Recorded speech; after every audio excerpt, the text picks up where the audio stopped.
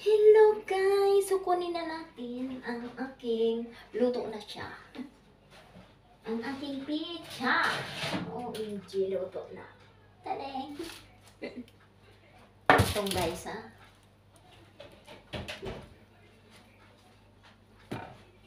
So usog na kayo ng lola doon at para makita nyo na ang paghiwa ng lola. Ayan na siya. May homemade pizza.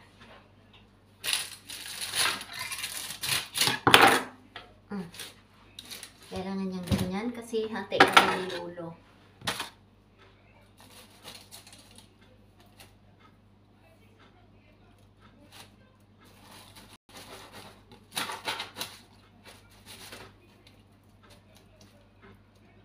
Grabing init.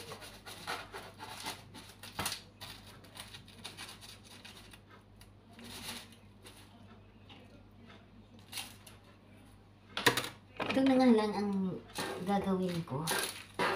Ay, mas madali pa to. Ito talaga, guys, ito ay pang ganito pagluluto. Hindi yan ginugunting kung saan saan.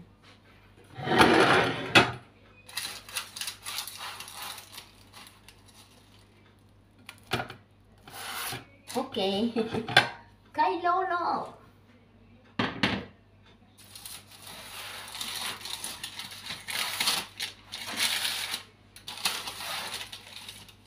Kay Lola. OMG. Damo man gid. So, nakita nyo? So, hindi madumi ang lutoan. Kunti lang ang hugas niyan ay may ako hugasan to. So, ibalik ko to sa oven para hindi sabog-sabog. Mamaya, hugasan nito.